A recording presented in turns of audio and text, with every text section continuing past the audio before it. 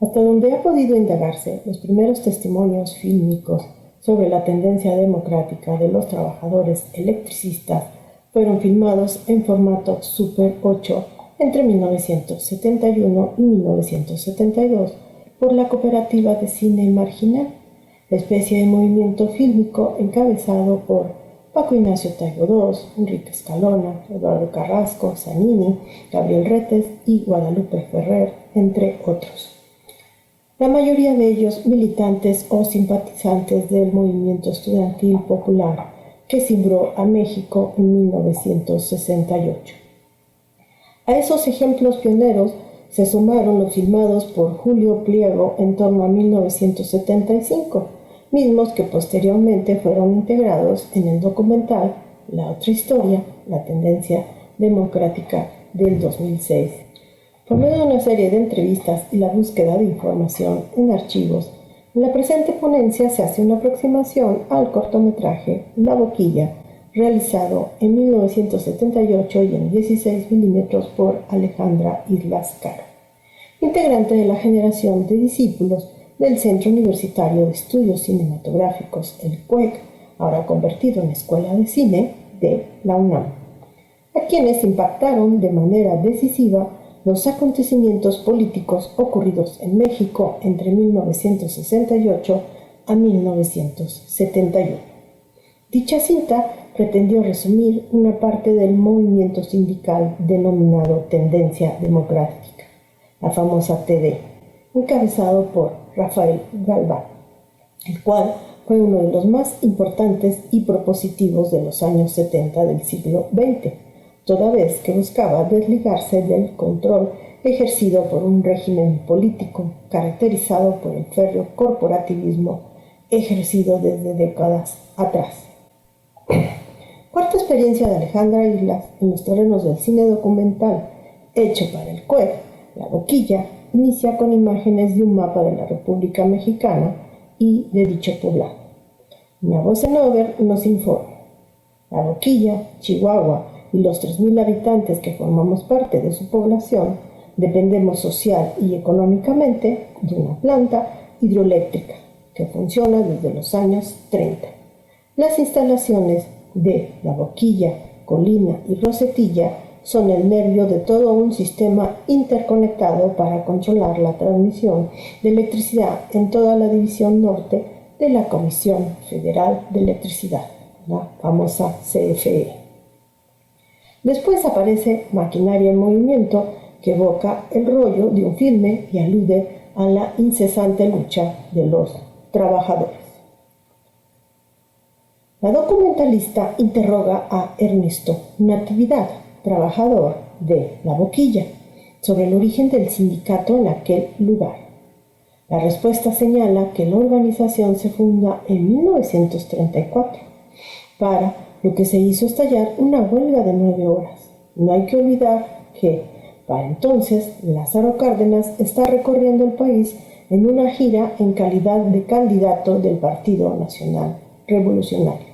Después, en 1936, es decir, en pleno gobierno cardenista, tuvo lugar otra huelga de 9 días. Muy difícil para los trabajadores.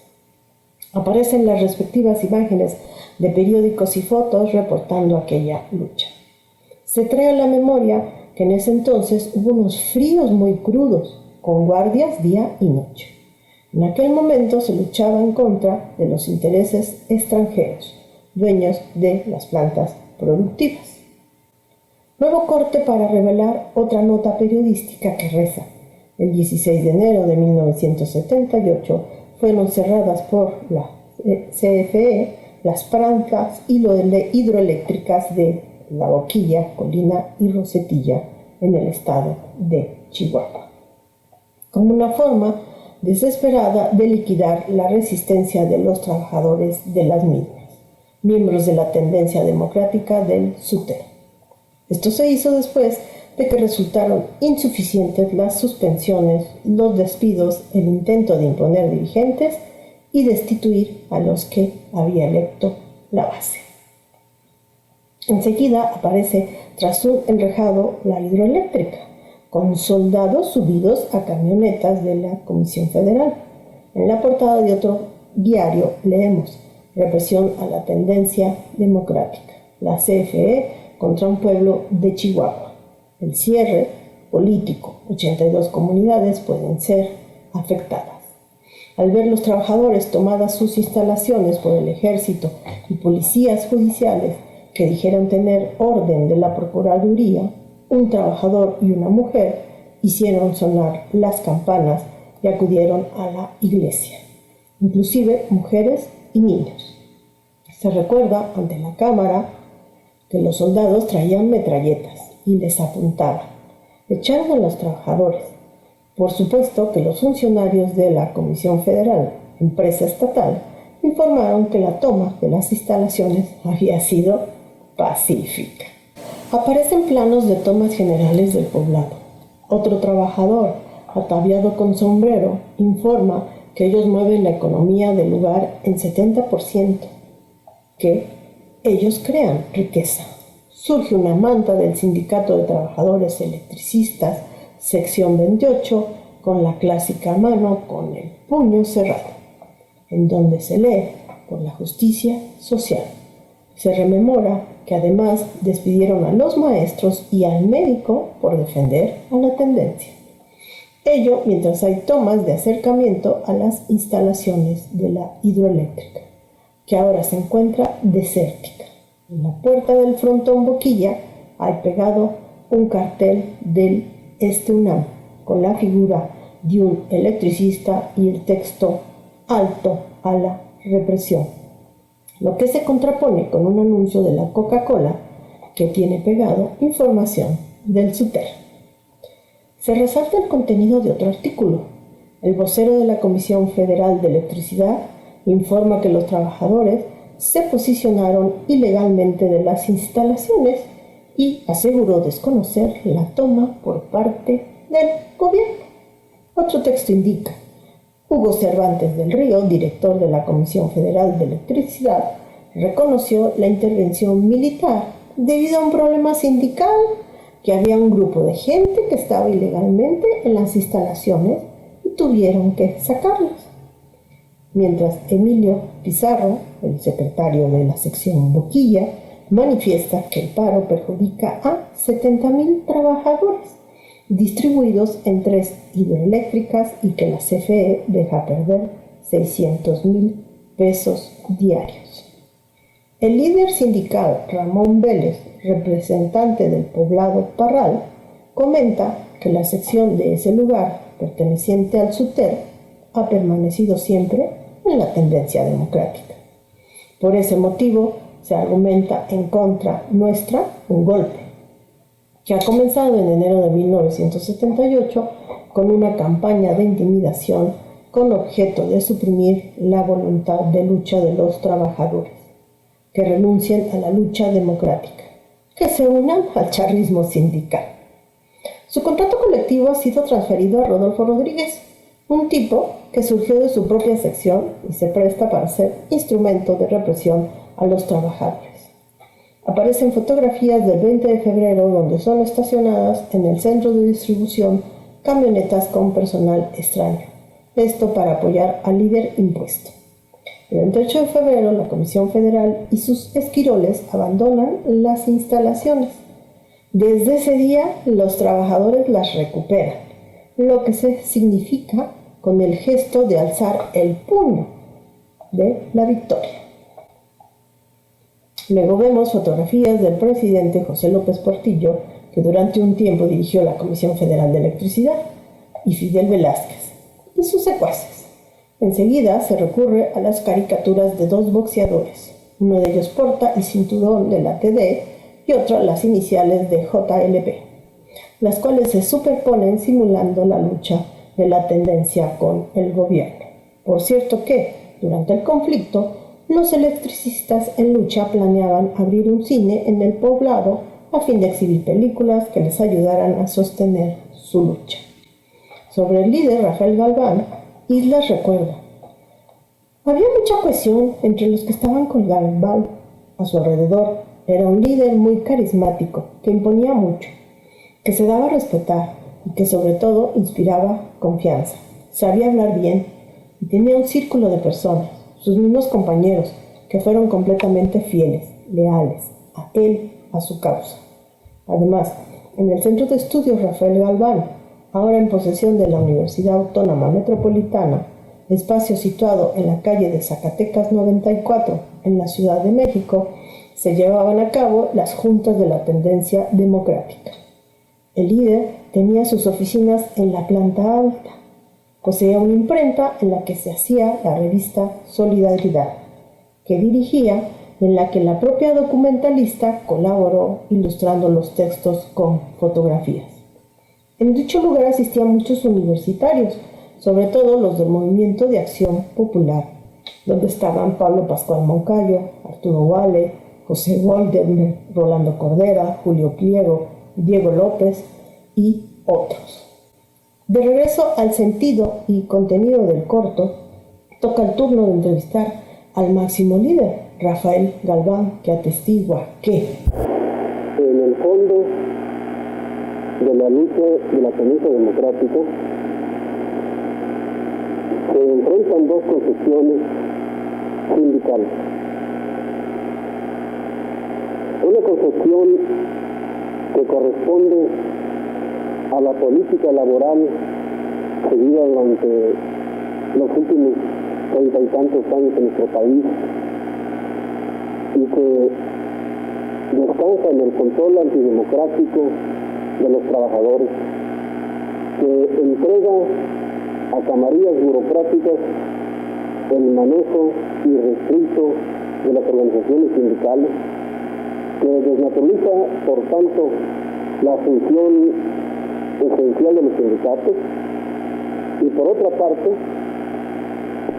una concepción que entiende el sindicalismo como el ejercicio de los derechos democráticos para cumplir tareas de defensa de los intereses legales y de los intereses históricos de la clase trabajadora. Posteriormente nos situamos con las imágenes de la marcha de los trabajadores en la capital del país apoyando a la tendencia democrática. Algunos reparten boletines a la policía que custodia la manifestación. Montado en un típico burrito de piñata aparece un líder charro, con la leyenda Rafael Riva Palacio. Luego avanza el contingente del UNAM. Se grita, este puño sí se ve, en torno al simbólico hemiciclo a Juárez. Con el puño en alto vemos a los principales líderes de la tendencia como Rafael Galván, acompañado de otros del UNAM como Evaristo Pérez Arreola y Alfonso Fragoso Pérez, entre otros. Ahora todos corean, obreros unidos jamás serán vencidos.